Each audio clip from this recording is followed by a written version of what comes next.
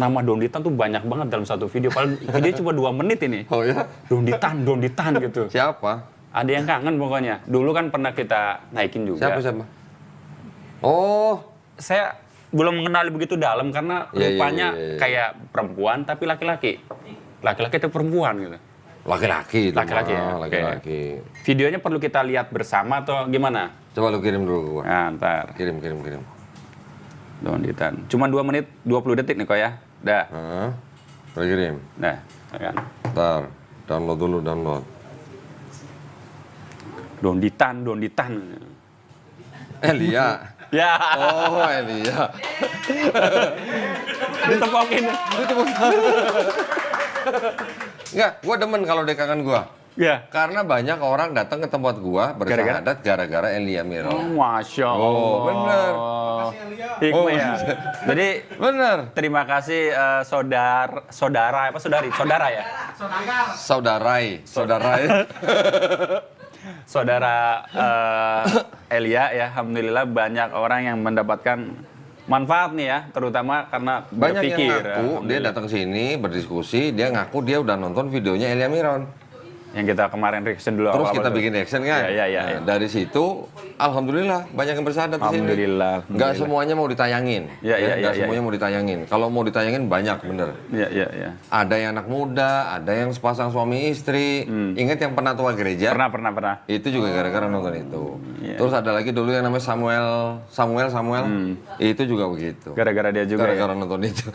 Termasuk- Ya alhamdulillah kalau Elia Miron sering-sering ngomongin gua, malah gua seneng. Termasuk diundang ke Richard Lee tuh. Siapa? Dr. Richard Lee kan? Oh, Dr. Richard Lee. Gara-gara itu kan? Iya, benar. Masya Allah. Iya. Oke, sekarang Coba di setel dulu kok. coba kita setel Soalnya kan videonya. rindu banget kayaknya tuh kok. Oke, ngomongin apa dia? Donditan katanya. Nah, Ada yang dikirim. Ini? Ya. Apa yang bisa bobot dari Donditan? Donditan kok dipercaya? Oh, Orang Kristen Donditan kok dipercaya? Asik. Kemana? Ke sini? Kurang naik? Gini? Nah, gitu biar masuk ke kamera. Oh, di tengah? Siap. Enggak, di pinggir sini. Ya. Oh, kurang ke sini? Nah, Ini? pas. Oke. Oke. Baik kok. Ulang ya? Nah, kalau Donditan, apa yang bisa Donditan. Donditan 1, kok dipercaya? 4. Orang Kristen kanon abad ketiga sebelum Masehi, Septuaginta yang dipakai Tuhan Yesus sendiri. Jadi yang contek itu sebenarnya siapa? tunggu. Kristen atau Yahudi yang contek? Tunggu. Alkitab sudah selesai. Nah, kalau Donditan, 2 apa yang kali. bisa mengutip dari Donditan? Donditan kok 3, dipercaya? 4. Tunggu. Enggak, mukanya kok ngomongnya kayak gitu ya? Iya. Kayak orang lagi, gimana sih?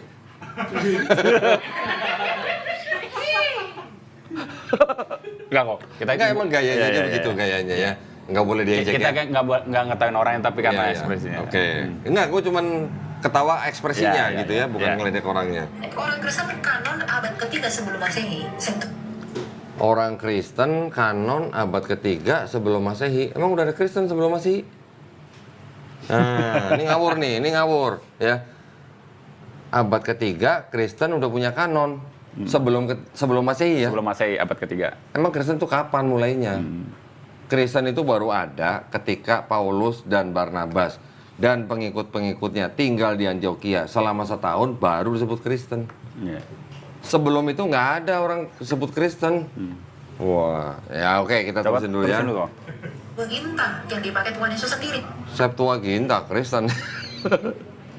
Septuaginta yang bikin bukan Kristen, yang nyusun bukan Kristen. Septuaginta diterjemahkan kira-kira tahun 270 sebelum Masehi yang memerintahkan Raja Ptolemy II di Mesir, di Alexandria, Mesir. Iya. Bukan orang Kristen, belum ada Kristen.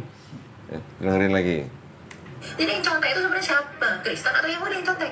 Nah, Kristen atau Atau Yahudi yang Yahudi. contek? Septuaginta itu dari mana? Septuaginta itu dari kitab yang disusun oleh orang Yahudi di tahun 450 sebelum Masehi.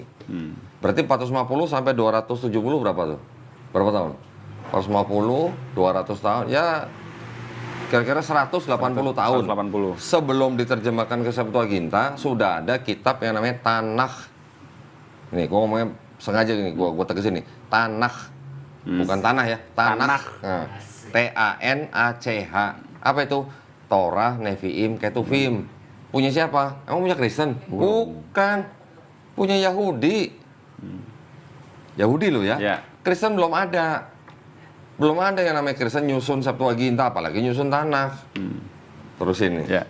Kitab sudah selesai di akhir abad ketiga di Kartago, di dalam Alkitab sudah selesai di abad ketiga di Kartago. Kartago Mesir, Mesir. Di Afrika Utara kan maksudnya kan? Bukan di abad ketiga, abad keempat, akhir abad keempat, tahun 397 Masehi. Joni. Elia. Oh Elia. Oh, sorry, lupa gua pikir Joni. Nah. Nanti dikomplain lagi. Oh iya, kita lanjutin ya. yang ada perjanjian lama bahasa Yunani diterjemahkan oleh Hieronymus Santo Jerome menjadi ke dalam Latin itu lafaz. Itu Vulgata abad keempat, Elia. Oh, benar ya, bukan Joni ya. Ya. Nah, itu di akhir abad ketiga. 600 Tuh. tahun setelahnya baru Yahudi Akhir abad ketiga. Ya, mengenakan terus. kitab suci mereka. Codex Alipo dan Leningrad dalam konsili Yamnia itu 66 kitab itu. Lalu yang contoh ini sebenarnya siapa? Kristen kah Yahudi? Nah itulah ya. Jadi kalau mereka bilang Kristen tuh mencontek-contek Alkitabnya orang Yahudi. Ketika Alkitab kami dikanonkan di abad ketiga, ada nggak orang Yahudi yang marah? Nggak ada. Karena murid-murid Yesus yang pakai Septuaginta itu juga orang Yahudi. Murid Yesus, orang Yahudi pakai Septuaginta. Terus Yesus juga baca Septuaginta gitu. Ada nggak rabi Yahudi di dalam bait suci yang kedua nih, kan lagi bicara masa bait suci kedua nih. Ya. Ketika Yesus hidup itu masih ada bait suci yang kedua. Ada nggak rabi Yahudi baca kitab Septuaginta dalam bait suci? Ya nggak ada. Namanya rabi Yahudi pasti bacanya gulungan-gulungan Taurat. Bahasa Ibrani. Mana ada bahasa Yunani, apalagi Septuaginta. Rasul Paulus itu orang Yahudi, tapi dia kutip perjanjian lama untuk menginjili. Apakah ada yang marah? Apakah ada yang marah? Ada yang marah. Loh, sekarang kitabnya orang Kristen baru selesai itu di 397 Masehi, ya yang tadi dibilang di Kartago. Itu Kristen yang sudah istilahnya sudah berkembang. Kenapa berkembang? Karena sudah digandeng ke Kekaisaran Romawi. Ya. Sekarang kalau Kristen sudah digandeng sama Kekaisaran Romawi, Yahudi yang jumlahnya kecil, gimana kalah. marahnya? Nggak bisa. Lah gimana marahnya? Kristennya udah di belakangnya Kristen udah ada Romawi. Emang ada yang marah? Joni. Joni. Elia namanya, Mas Elia. Apa Elia Joni namanya? Bukan. Ya dengerin lagi. Kan tidak ada. Gitu. Oh, kan tidak ada. Tidak punya kitab. Yang memelihara Septuaginta itu orang Kristen. Orang Kristen kok. Yang memelihara Septuaginta orang Kristen. Nah, gini. Awal mula Septuaginta diterjemahkan itu kan 2 kali. Pertama kali dari tahun 270 sebelum Masehi. Pertama kali yang menerjemahkan adalah 72 rabi-rabi dari Yerusalem dibawa ke Alexandria. Yeah. 72. Karena buat dibuletin mungkin jadi orang sebutnya 70, makanya disingkat jadi LXX. Yeah. Oke. Diterjemahkan ke dalam bahasa Yunani hanya yang 5 kitab Musa. Torah, Pentateuch, Kejadian, Keluaran, Imamat, Bilangan, Ulangan. Cuman 5 itu dulu. Baru kemudian yang Nevi'im dan Ketuvim diterjemahkan oleh orang-orang Yahudi juga. Tapi bukan yang 72 rabi-rabi itu. Yeah. Ya, ini tahap kedua. Itu adalah yang menerjemahkan orang-orang Yahudi yang berada di Alexandria selesainya tahun 132 sebelum Masehi. Ya, 132 sebelum Masehi udah ada Kristen dong? Belum. Jadi Septuaginta diterjemahkan ke bahasa Yunani juga bukan nama orang Kristen. Ya. Terus kalau dibilang Kristen yang memelihara Septuaginta, memeliharanya itu begini. Septuaginta yang sudah selesai di tahun 132 sebelum Masehi itu terus beredar. Ya, terus beredar dan banyak versi, nggak cuma satu, banyak versi. Makanya penulis-penulis di dalam Perjanjian Baru yang ditulis dari mulai pertengahan abad pertama sampai pertengahan abad kedua, ini hampir semua penulis Perjanjian Baru mengutip dari Septuaginta. Yeah. Mengutip. Total dari Matius sampai Wahyu, total yang dikutip dari Septuaginta itu ada kira-kira 937 ayat, hampir 1000 ayat. Jadi kalau hampir 1000 ayat, penulis Perjanjian Baru ngutip dari Septuaginta, itu berarti penulis Perjanjian Baru terinspirasi sama Roh Kudus atau terinspirasi sama Septuaginta. Hah? Hampir 1000 ayat loh ya. Kalau dia bilang memelihara, bisa lagi saya kasih komen begini. Kira-kira di abad kedua, ketiga, keempat itu ada bapak-bapak gereja yang namanya Origen, ada lagi Lucian, ada lagi Hesisius. 3 bapak gereja ini yang meresensi namanya. Nah, meresensi itu apa? Meresensi itu artinya mengkritik terjemahannya Septuaginta. Terjemahan Septuaginta yang sudah dalam bahasa Yunani itu dikritik, kemudian ada yang diubah-ubah. Diubah-ubah, kenapa diubah-ubah? Supaya masuk ke dalam teologinya Kristen. Jadi setelah diresensi, kitab Septuaginta yang sudah diresensi itu jadi seolah-olah berbicara tentang kedatangan Yesus di Perjanjian Baru. Enaknya ngomong pakai barbuk ya. Iya. Kalau ngomong nggak pakai barbuk nggak enak nih. Mending kita lihat kitabnya aja. By data ya kita ya. Iya dong. Kalau dia tadi ngomong pegang bukunya nggak? Enggak, sambil gini tuh, kayak orang lamun juga tuh. Hah? Sambil pegang pipi kayaknya. Oh, Sambil ngelamun juga. bentar. Hah? Iya. Disorot. Disontor maksudnya. Disontor. Alat peraga. Alat peraga. Nah, ini nih. Dia di video ini nyebut kitab Tanakh nggak? Kedep. Enggak. Septuaginta yang. Septuaginta. Dia dari tadi nggak nyebut Tanakh. Tanakh itu ini ya. Walaupun istilahnya ini kitab yang saya pegang ini adalah kitab yang Masoretik, tapi awalnya yang namanya Tanakh itu sudah disusun oleh orang Yahudi tahun 450 sebelum Masehi. Ya. Ini ditulis dalam bahasa Ibrani, ya. Kemudian diterjemahkan ke dalam bahasa Yunani. Ini nih Septuaginta. Septuaginta yang saya pegang ini sudah yang diresensi. Ya. Ya. Jadi ketika Septuaginta pertama kali diterjemahin, ya, tadi kan 2 tahap tuh. Yang pertama oleh 72 rabi-rabi, yang kedua oleh orang-orang Yahudi di Alexandria. Setelah jadi ini beredar terus. Ini kitabnya orang Kristen nih, dari Matius sampai Wahyu. Ya. Ini ditulis dari pertengahan abad pertama sampai pertengahan abad kedua. Oke. Semua penulis yang di sini mengutip dari Septuaginta. Mengutip hampir 1000 ayat. Itu kalau yang dia maksud memelihara ya. Iya. Ini mengutip 1000 ayat dari sini. Yang kedua, Bapak Gereja, tadi ada Origen, Lucian, Hesisius, meresensi terjemahannya ini. Terjemahannya ini dikritik terjemahannya sehingga setelah diresensi, kitab Septuaginta itu menjadi berubah atau bertransformasi seolah-olah berbicara tentang Yesus yang akan datang di Perjanjian Baru. Oke? Ya, ya. Nah, yang dia bilang tadi di Kartago, yang dia bilang abad ketiga, itu sebenarnya abad keempat ya. Jadi tolong baca lagi. Ya. 397 Konsili Kartago, Afrika Utara, barulah ini yang sudah diterjemahkan menjadi Vulgata dijadikan satu sama kitabnya orang Kristen yang Perjanjian Baru. Yang Vulgata ya, tapi ya bukan ini. Jadikan satu begini. Nah, setelah jadi satu ini, jadilah ini kitabnya orang Kristen. Ini diterjemahkan lagi ke bahasa yang lain, Jerman, Belanda, Latin. Ada lagi yang ke bahasa Yunani lagi, sampai ke bahasa Indonesia jadi ini. Ini yang bahasa Indonesia. Jadi kalau dia bilang yang memelihara Septuaginta itu Kristen, memeliharanya dalam hal apa? Ada 2 hal. Pertama, penulis Perjanjian Baru mengutip hampir 1000 ayat dari Septuaginta. Oke. Kedua, bapak-bapak gereja Origen, Lucian, Hesisius meresensi terjemahannya Septuaginta. Mungkin itu yang dimaksud memelihara. Tapi kenapa dia tidak menyebut-nyebut Tanakh? Nah, Septuaginta itu asalnya dari sini. Ini Tanakh. Ini Septuaginta. Ini bukan datang dari karangan orang Kristen. Ini bukan orang Kristen yang ngarang. Ini adalah terjemahan dari sini, dari bahasa Ibrani ke bahasa Yunani. Kurang literasi. Iya. Barbuk aja nggak punya, literasi. Gimana ceritanya coba? Dia nggak punya barbuknya, gimana dia ngomong kurang literasi? Bukan punya orang Yahudi, tapi ngambil dari sini. Nah itu. Nah sekarang kalau dia bilang, siapa yang nyontek? Kristen nyontek atau Yahudi nyontek? Lah bagaimana Yahudi yang nyontek? Orang kitabnya dari kitab sini, Yahudi gitu. Iya. Ya?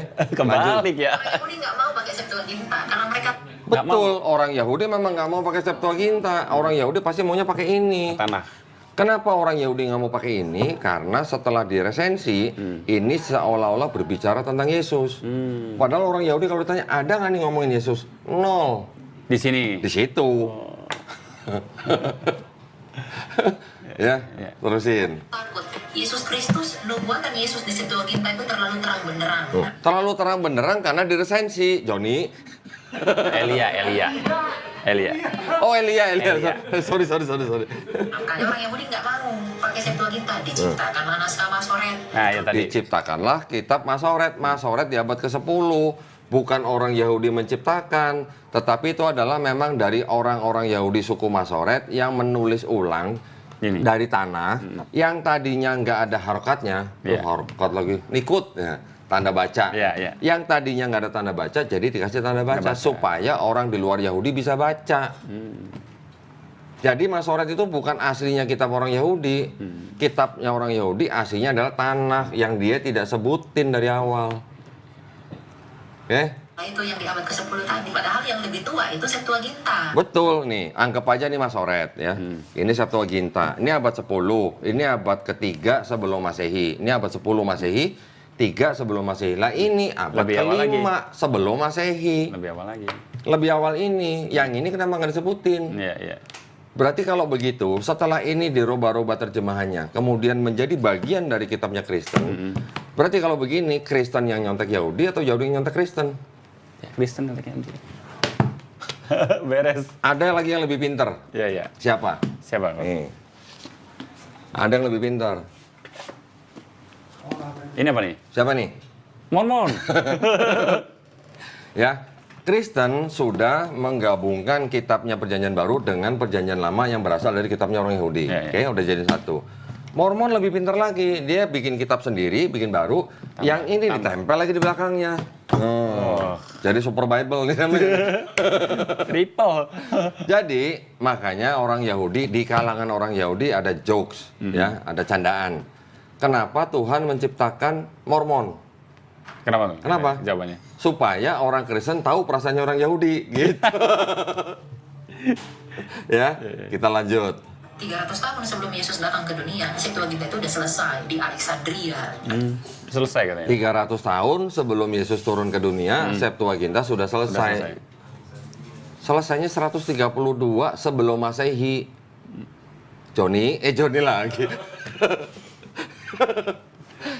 300 tahun sebelum Yesus itu baru dimulai diterjemahkan. Selesainya 132 sebelum Masehi. Ya. Nah, waktu itu Yunani itu adalah bahasa lingua franca. Terus? Dunditan. Kalian bisa mengikuti. Donditan. Coba ngomong, ini digabungkan ini, lalu Septuaginta diciptakan. Dia tidak tahu kapan penerjemahan, fase-fase penerjemahan Septuaginta. Oh. Dia sebutin nggak fase-fasenya? Gua tadi sebutin 2 kali fasenya. Ya, 72 rabi-rabi hanya 5 kitab Musa, selebihnya Nefim dan Ketuvim oleh orang-orang Yahudi di Alexandria. 2 fase. Dari 270 sebelum Masehi, selesainya 132 sebelum Masehi. Oke? Sampai rampung. Lalu yang dipakai Tuhan Yesus itu naskah apa? Masoret aja abad ke-10. Kok dipakai Yesus Masoret? Masoret abad 10 Masehi. Yesus abad pertama Masehi udah nggak ada. Yang dipakai Tuhan Yesus itu adalah Septuaginta yang dipakai Yesus Septuaginta. Ketawain dah. Ada ketawa dong. Ada ketawa. Tadi dulu minum dulu. Kering ketawa dulu dari tadi. Jadi kubolak-balik ya. Sekarang gini deh. Gampangnya. Yesus orang Yahudi tadi kan? Ya. Bener, itu nggak salah. Murid-murid Yesus orang Yahudi, bener. Mereka kira-kira ngomong bahasa apa? Aramaik. Aramaik itu adalah bahasa di Palestina bagian utara. Ngomong bahasa Ibrani nggak? Iya pasti ngomong bahasa Ibrani. Kenapa? Karena di dalam ibadahnya orang Yahudi pasti pakai bahasa Ibrani. Emang ada ibadahnya orang Yahudi di dalam bait suci pakai bahasa Yunani? Coba cariin literasinya. Yesus baca Septuaginta dalam bait suci. Ya nggak ada. Gitu. Donditan kok dipercaya. pakai bahasa Yunani. Makanya Tuhan Yesus berkata 1 iota pun tidak akan dibinasakan, ditiadakan. Iota itu bukan bahasa Ibrani, iota itu bahasa Yunani. Betul, Joni. Iota memang bahasa Yunani. Nah, sekarang perjanjian baru bahasa apa? Kalau ada disebut iota, itu kan karena yang menulis dalam bahasa Yunani. Ya, jadi apakah pasti Yesus menyebutkan iota? Ya enggak. Kan yang nulis gospel ini kan orang Yunani, orang yang berbahasa Yunani. Dia menulis dalam bahasa Yunani, ya otomatis dia nulisnya iota. Ya. Tapi nanti ada satu poin ya, coba ya. Kalau dia pakai bahasa Ibrani waktu itu harusnya dia pakai iot. Kenapa dia pakai iota? Karena pakai bahasa Yunani. Nah, bahasa Yang pakai bahasa Yunani bukan Yesusnya, yang nulis gospel. Yunani itu ya Septuaginta, Terus? sinagoga. Itu bahasa apa? Itu bukan bahasa Ibrani, itu bahasa Yunani. Bener, sinagoga memang bahasa Yunani. Lalu Terus? kita dibilang curi. Kenapa yang curi? Kadang kurangnya literasi. Nah, kurangnya literasi. Begitu saja. Ya, dan ditanya dia cuma puluh saja. Puluh saja. Puluh. Masih gimana sih itu? Polo-polo saja. Tanpa mengerti, dan ditanya kok dipercaya. Donditan kok dipercaya. Oke, gini. Kalau saya mau nanggapin tadi yang dia ngomong tentang bahasa Yunani, bahasa Ibrani, ya. Saya udah bilang tadi, Yesus bicaranya bahasa Aramaik. Ya. Kalaupun di dalam kitabnya orang Kristen disebutkan iota, disebutkan sinagoga dalam bahasa Yunani, karena yang menulis gospel adalah orang berbahasa Yunani. Orang Yunani. Sekarang kalau memang Yesus berbahasa Yunani, kenapa juga penulis ini nyebut di Matius dan di mana Markus, yang di Matius Eli lama sabachthani. Emang itu Eli lama sabachthani emang bahasa Yunani? Bukan. Apakah di Markus sebut Eloi lama sabachthani apakah bahasa Yunani? Bukan. Eli lama sabachthani bahasa Ibrani, Eloi lama sabachthani bahasa Aramaik. Apakah Yesus yang ngomong bahasa Yunani? Itu hanya karena yang menulis gospel orang yang berbahasa Yunani. Yesusnya sendiri berbahasa Aramaik. Dan nggak mungkin Yesus yang orang Yahudi, yang dia berbahasa Ibrani untuk ibadah, bahasa Aramaik untuk sehari-hari, baca kitab Septuaginta di dalam bait suci. Itu udah nggak mungkin. Gitu. Kecuali kalau orang Romawi baca kitab Septuaginta di istananya mereka, masih masuk akal, masih make sense. Tapi kalau rabi Yahudi baca kitab di dalam bait suci mereka, terus bacanya Septuaginta, itu yang nggak make sense. Gitu. Donditan kok dipercaya. Donditan kok dipercaya. Tadi kan ngomongin literasi, ngomongin itu dan sebagainya. Kalau orang yang nggak tahu kok kayak begini. Kalau masih dia percaya. ngomong saya kurang literasi, kenapa dia nggak sebut tanah? Nah, harusnya dia sebut ini dulu. Iya. Oke, kalau dia sebut tanah, saya masih bisa ngikutin. Oh, ada urutannya, Septuaginta dari tanah ke Septuaginta. Sekarang kalau tiba-tiba dia ngomong Septuaginta, kitabnya orang Kristen yang sudah selesai di abad ketiga sebelum Masehi, ini bukan kitabnya orang Kristen. Yahudi. Kenapa Raja Ptolemy II memerintahkan untuk menerjemahkan Tanakh dalam bahasa Ibrani ke bahasa Yunani? Karena pada saat itu di Alexandria itu ada perpustakaan yang dianggap sebagai pusat ilmu pengetahuan dunia. Semua kitab ada di situ. Raja Ptolemy ini sebagai keturunan daripada Jenderal Ptolemy yang merupakan raja bonekanya Alexander Agung. Ya, ketika Alexander Agung mulai mengalahkan Persia dan menguasai daerah Mediterania, Raja Ptolemy yang menjadi dinasti di Mesir, dia punya perpustakaan yang begitu banyak kitab, sumber ilmu pengetahuan, dia juga pengen punya ini tapi dalam bahasa Yunani. Nah, begitu. Jadi harus ada sumber yang awal. Septuaginta bukan sumber awal. Ini sumber awalnya. Septuaginta itu kitab terjemahan. Ya, terjemahan dari Tanakh yang asli. Tanah asli masih ada nggak? Nggak ada, hilang. Septuaginta yang asli masih ada nggak? Nggak ada, hilang. Semua itu sudah yang disalin-salin ulang, terjemahannya sudah diresensi. Begitu, Elia. Oh, Elia. Mas Elia. Ya. Nah, Donditan kok dipercaya gitu. Kalau nggak mau percaya, beli ininya. Jadi tahu urutannya. Kalau nggak mampu terus mau pinjam ke Kodoni gimana? Mau pinjam boleh. Datang ke Nah, sini. maksud saya gini lah. Daripada kita bikin reaction ini, saya sebenarnya nggak gitu suka bikin reaction di video-video. Mendingan Elia kan bukan pendeta. Bukan. Kalau bukan pendeta, mendingan Elia bawa pendeta debat face to face sama saya. Tuh, terbuka nih, undangan Gitu. terbuka. Mudah-mudahan videonya sampai ya. Jadi silakan tuh. Tempatnya kita pasti cari yang tempat yang paling baik, ya. Makanan baik, Keamanan dijaga nggak? tempat tidur pasti baik, keamanan kita jaga. Kita jamin, bukan kita jaga. Iya, dijaga. Keamanan kita jamin, kehormatan mohon maaf nggak dijamin. Ya. Daripada bikin reaction, mendingan cari pendeta yang senior aja sekalian gitu. Nanti Debat soalnya sama dibiayain saya. semua ya. Kita yang biayain semua nggak apa-apa lah. Kalau dia punya duit, boleh kita patungan. Kalau nggak punya duit, bilang kita yang biayain semua. Khusus bahas ini nggak apa-apa silakan. Berapa kali kan kita debat sama pendeta-pendeta Iya. kan? Mau di hotel di Jogja, hotel di Surabaya, semua kita yang biayain. Semua kita yang biayain. Sekali debat minimal 70 juta kita yang biayain. Masya Allah. Oh, bener. Hotel lah gitu ya. Hotel, bukan gedung RT. Gedung pos kamling. Bukan. Hotel. Paling enggak bintang 5. Ya. Gitu. Cuman ya itu. Bali boleh. Bali. Bali boleh. Nanti sama pendeta Melatok insya Allah di Bali. Bulan. Dia ngakunya baru bisa bulan Juni 2025. Oh, berarti Tahun pertengahan ini nanti ya, pertengahan. Katanya saking sibuknya. Oh, Masya Allah. Gue juga sibuk. Lagi mau persiapan kali kok. Oh, persiapan. Iya. Atau mungkin lagi beli-beli ini kali. Kembali ke Elia. Hah, kenapa? Jadi? Ini kan tiba-tiba donditan gitu kan. Apa karena ada belum selesai di awal tadi yang pembahasan Yesus sama Nabi Isa selesai. Apa? Pembahasan apa? Yang kemarin belum selesai apa jadi bahas ini lagi tuh. Yang kemarin belum selesai yang maksudnya? Yesus dan Nabi Isa sama itu loh. Oh, dia bilang beda.